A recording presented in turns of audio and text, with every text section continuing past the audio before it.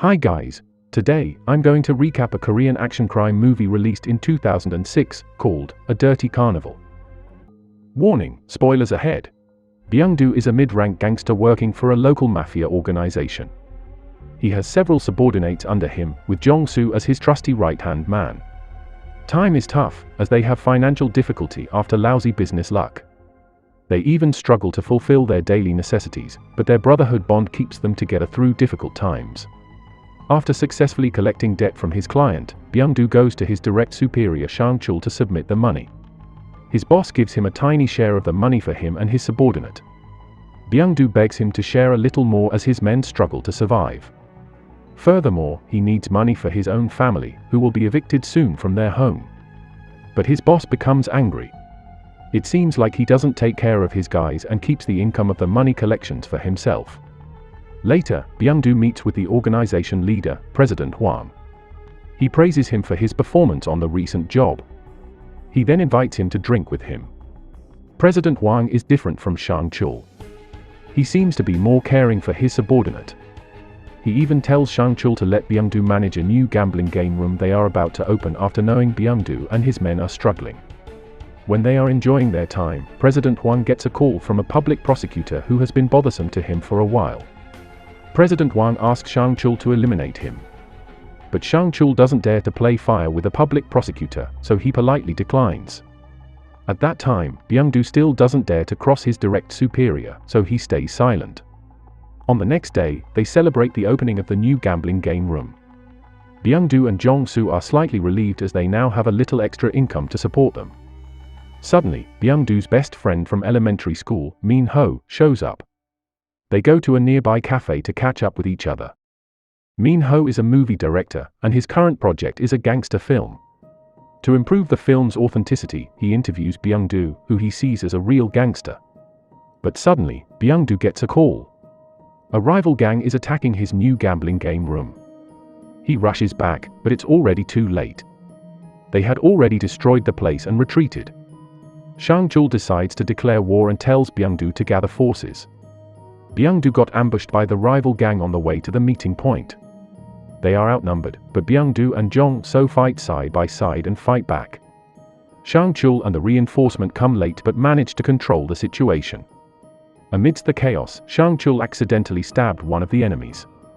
Beating up each other is one thing, but killing is a whole not her level. They can get into trouble with the police for it. President Hwang assesses the situation with Seung-jae and Byung-do. Seung-jae decides to pay some compensation to the rival gang, and Young Pil, his subordinate with the same rank as Byung-do, will go to jail on his behalf. He also decides to let Young Pil's men run the gambling game room as a reward for covering his ass. It makes Byung-do disappointed as he loses the source of income he needed so badly. Byung-do begs him to reconsider, but Seung-jae lets him down once again. Byung-do drives President Hwang home after he finishes his meeting with Prosecutor Park, the one who has bothered him for some time. He talks about his problem with Byung-do and shares his wisdom with him, making them a little bit closer. On the way back, Byung-do realizes it can't go on like this, as he does carry responsibility for his boys and his family. He needs a way to boost his career, so he goes back to President Hwang's house and takes the job to eliminate the prosecutor. He then discusses it with his most trusted man, Jong-soo. Although it is risky, Jong-soo trusts Byung-do's decision and follows his plan. On the next day, Mi-hee takes Byung-do to the elementary school reunion. He plans to reunite Byung-do with his school-era love interest, Yeon-ju. Byung-do finds that he still has an interest in her and attempts to rekindle their relationship. But as they enjoy their time together, Jong-soo calls him. He has gathered enough information and is ready to execute their plan. So they start following the prosecutor and wait for the right moment. Although it's their first hit job, they perform the plan flawlessly. After he eliminates the prosecutor, Byung-do receives the money he was hoping for in addition to President Hwang's respect and a spot at his side. They swear never to speak of it to anyone so they, and the organization, will not be implicated. Seung-jae becomes aware of the murder and feels threatened by Byung-do's subversion of his authority and lack of consideration for the organization. So he summons him to vaguely ask him about the matter. But as he promised to President Hwang, he pretends not to know about the incident. So Seung-jae plans to set up a hit to take him out. But Byung-do is brighter than he thinks. Back at his base, Byung-do is having a feast and party with his men. Money is no longer a problem, but another greater problem has arrived. Byung-do knows Sang-chul might go after him now. So they decide to strike first. Meanwhile, as they prepare their plan, Byung-do helps Mi-hee gather material for his movie. He welcomes them to his base to talk with his subordinate to understand more about the gangster's life. Byung-do also tries to start to approach Hyun-ju at the bookstore where she works. It is now the wedding day of Sang-chul's sister. Byung-do and his men are planning to execute their plan there. They act normal and wait for the right moment. First, his men kidnap and take down young Pil. Now that his trusty man is not there to protect him, Byung-do follows Sang-chul to the toilet and eliminates him while he is alone. He stabs him multiple times as he gazes into his eye. He will soon regret looking at his eyes, as it leaves him with heavy emotional baggage. After that, his life is better than ever. He climbs through rank and gets enough money to move out from his old house. Now that he is not a low-ranked gangster anymore, he has more confidence and tries to approach Hyun-ju once again. They enjoy talking together as Hyun-ju's manager scolds her and tells her to continue to work. He then takes her on a dinner date after work hours. As he climbs to rank, Byung-do now has been trusted with the real estate business of the organization and works in a fancy office. Mi-hee congratulates him as they talk more about his upcoming movie. President Hwang has a request for him. His daughter wants to be an actress, so President Hwang wants her to be cast for the film. Mi-hee gladly accepts the request. On the next day, Byung-do bought shoes for Hyun-ju. When he is about to give it to her, he sees her arguing with her manager. It turns out they had a relationship in the past. The manager became jealous when he saw her with Byung-do earlier. So he tries to force her back to him. Seeing that, Byung-do tries to help her out of the situation. But the manager keeps insisting. It makes his gangster soul snap and beat the shit out of him. Although Byung-do is practically defending her, his gangster tendencies frighten Hyun-ju. She doesn't want to see him anymore. It really breaks his heart as he realizes not everyone can accept his way of life. He drinks like a fish to forget it all and calls Mi-hee for help. At the lowest point of his heart, he ends up revealing to Mi-hee his deepest darkest secrets, including the hits on both Attorney Park and his former boss, hoping it will somehow relieve his burden. Life goes on, and now President Hwang assigns him to an important job.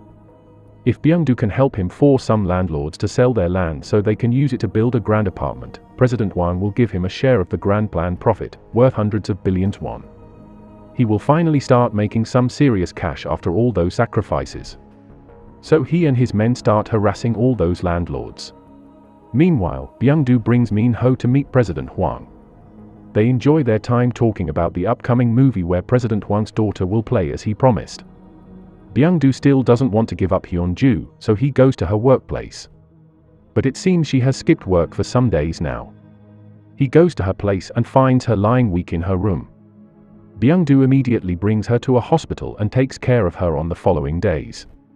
Another rival gang found out about their plan and bought some of the lands before them. Byung-do tries to handle them, but he gets kidnapped instead. Fortunately, he manages to fight back and track down the rest of them. With that, he successfully presents all of the landlords' approval to President Hwang. Feeling great, he goes to the movie set to check how his friend's film is doing. He shows the actors how to fight like a real gangster and makes Mi-hee promise to make the film with the true gangster spirit. At night, he tries his luck again and brings a bouquet for Hyun-ju. She starts to see that despite being a gangster, Byung-do still has a good side left. They go on a fancy date and enjoy their time. When Byung-do takes her home, he can't resist kissing her passionately. The only barrier between their relationship is Byung-do's wild lifestyle. But he promises her he will leave them all just to be with her. But can he truly escape his gangster life? Mi-hee's movie has been released. At the premiere, President Hwang congratulates and thanks him for casting his daughter. Meanwhile, Byung-do is having dinner with his family and Hyun-ju. After seeing the movie's premiere, President Hwang calls him and tells him to see the movie immediately. Something seems wrong. Soon Byung-do discovers the film reenacts many of the events from Byung-do's past, including the hit on Attorney Park. Mi-hee uses what Byung-do told him secretly. He immediately confronts Mi-hee about it. The film doesn't explicitly show their identity, but it proves Mi-hee can't be trusted. He warns him of the consequences if he leaks out any more information. Jong-soo suggests eliminating Min-ho since the risk is too high. But it makes him angry, and he chooses to spare Min-ho's life.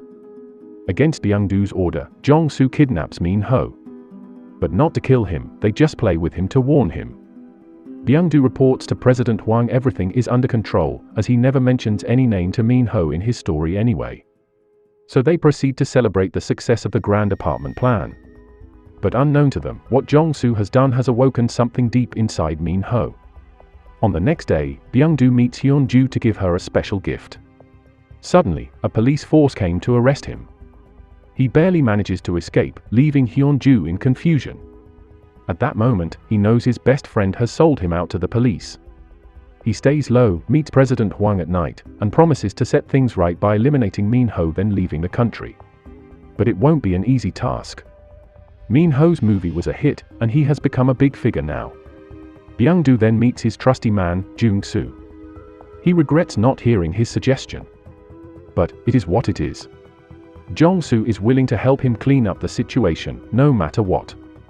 As second in command, Byung-doo leaves his men to him after he is gone. Byung-doo starts to move to assassinate Min-ho at a party. Min-ho manages to escape, but Byung-doo's man captures him outside of the building.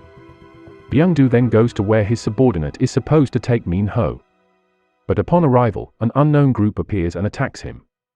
Despite being heavily outnumbered, he fights back and stumbles away from the attackers but is heavily wounded. He is glad when his subordinate arrives at the scene. But out of nowhere, his subordinate stabs him. They betray and kill him, which appears to be led by his own most trusted right hand, Jong-soo.